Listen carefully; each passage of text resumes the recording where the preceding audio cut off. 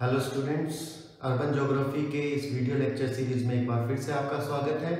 और आज जिस टॉपिक के बारे में हम बात करेंगे वो है सब्जेक्ट मैटर और स्कोप ऑफ अर्बन ज्योग्राफी, नगरीय भूगोल की विषय वस्तु या विषय क्षेत्र के बारे में। अब हम बात करते हैं एक और काफ़ी फेमस भूगोलवेत्ता हुए हैं R.E. डिकिंसन। इन्होंने नगरीय बस्ती के अध्ययन को 4 शीर्षकों के अंतर्गत रखा है। कौन से 4 शीर्षक इन्होंने रखे हैं, जरा इसके बारे में बात करते हैं।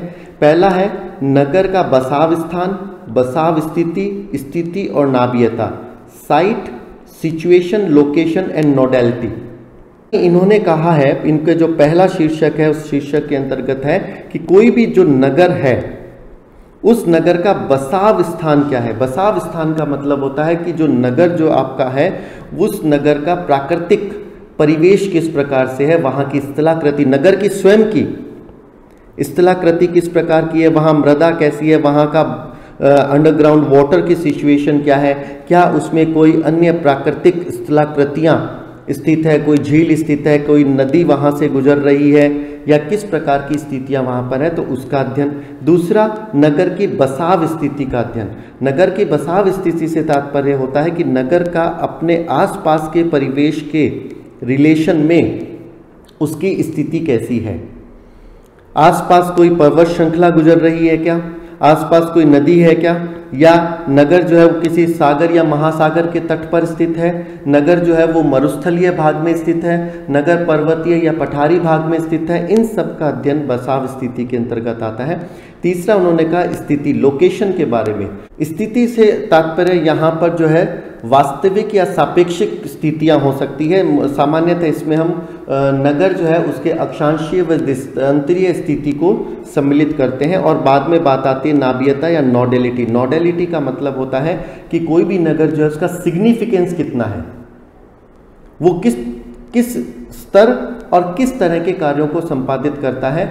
यातायात के मार्ग जो है, कितने अधिक मार्ग उस नगर से होकर गुजर रहे हैं, इससे उस नगर की नोडेलिटी या नाभियता का निर्धारण होता है।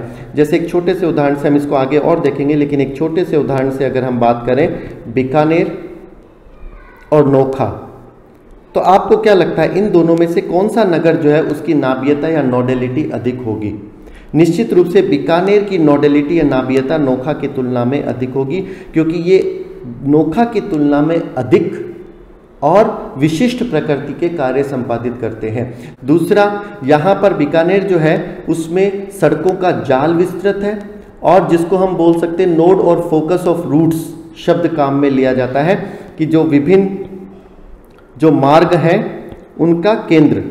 तो बीकानेर जो है वो अधिक अपने आसपास के नगरों से, यातायात मार्गों से अच्छी तरीके से जुड़ा हुआ है नोखा की तुलना में, इसलिए बीकानेर की जो नोडेलिटी जो है वो नोखा से अधिक है। इसको हम आगे और भी डिटेल से स्टडी करेंगे। तो ये बात हुई R. डिकिंसन ने जो पहला शीर्षक रखा था उसके अंतर्गत। तो यहाँ पर भी हम देख रहे हैं कि R. डिकिंसन किसके बारे में बात कर रहे हैं? केवल नगर, यानी नगर को एक इकाई के रूप में मानते हुए ही यहाँ पर चर्चा कर रहे हैं। दूसरा, उन्होंने कहा कि नगर के ऐतिहासिक पक्ष के बारे में बातचीत करनी है।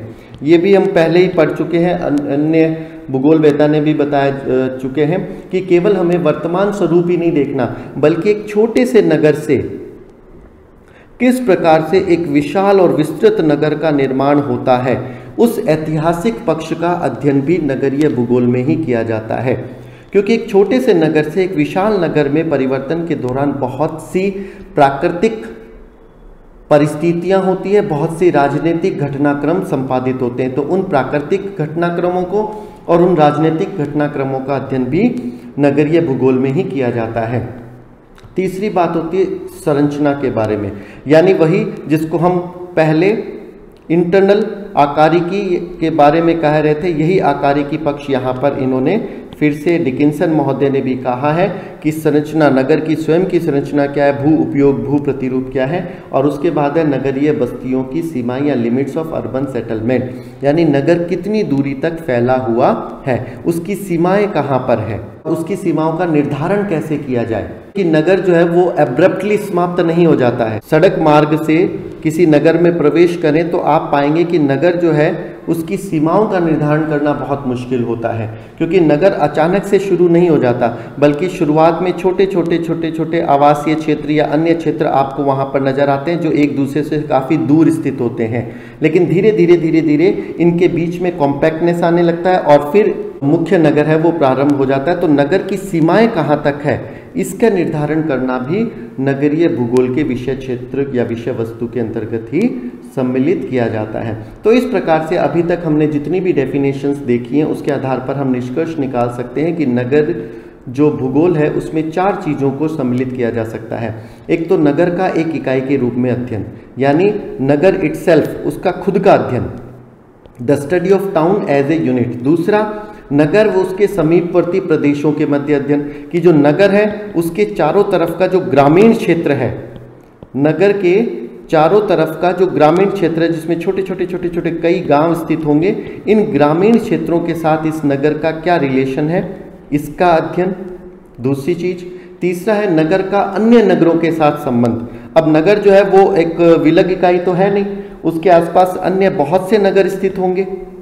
इन बहुत से अन्य नगरों के साथ इस मुख्य नगर का क्या संबंध है इसका अध्ययन नगरीय भूगोल की विषय वस्तु है।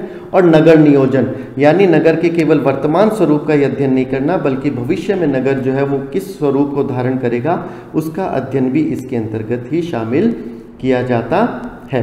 समअप के रूप में देखा जाए तो कुछ पॉइंट्स के तौर पे कह सकते हैं। एक तो नगरीय भूगोल की नगरों की उत्पत्ति और प्रादुर्भाव यानी ऐतिहासिक पक्ष, नगरीयकरण का विश्लेषण इसके अंतर्गत शामिल किया जाता है, यानी वहाँ की जो नगरीय जनसंख्या है उसमें किस प्रकार से नगरीयता का विकास हुआ, वहाँ के सामाजिक और सांस्कृतिक पक्षों का विकास कैसे हुआ उसका अध्ययन हम इसमें शामिल करते हैं नगरीय भूगोल के विषय क्षेत्र में। फिर नगरों का बसाव स्थान और बसाव स्थिति, नगरों का वितरण, उन नगरों के आकार और स्थानिक दूरी का अध्ययन करते हैं। किसी भी नगर जो है उसके कार्यिक दृष्टिकोण का, कार्यिक पक्ष का अध्ययन किया जा सकता है। कार्यिक पक्षों के आधार पर नगरों का वर्गीकरण कर सकते हैं, क्योंकि आप लोगों ने देखा होगा कुछ नगर जो है उसमें वहाँ पर औद्योगिक कार्य काफ़ी अधिक संपादित होते हैं, इसलिए हम उनको औद्योगिक नगर कह देते हैं। जैसे जमशेदपुर हुआ हमारे यहाँ पर, भिलाई हुआ। कुछ नगर जो होते हैं जहाँ पर धार्मिक कार्य काफ़ी अधिक संपादित होते हैं, जैसे हरिद्वार, ऋषिकेश, उनको हम धार्मिक नगर के रूप में चिन्हित कर सकते हैं। तो नगरों का उनके कार्यों के आधार पर वर्गीकरण जो है उसका अध्ययन भी नगरीय भूगोल के विषय वस्तु के अंतर्गत किया जाता है।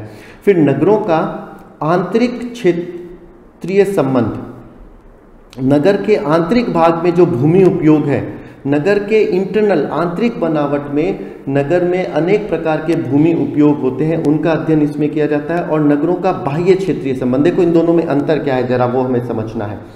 आंतरिक क्षेत्रीय संबंध का मतलब तो होता है कि नगर के अंदर, सीमाओं के अंदर जो विभिन्न भूमि उपयोग है वो किस प्रकार से है, नगर के आंतरिक क्षेत्र में प्रारूप कैसा है और भूमि उपयोग कैसा है। दूसरा है नगरों के बाह्य, अब हम बात कर रहे हैं नगर नहीं बल्कि उसके बाहर जो है वो किस प्रकार से है।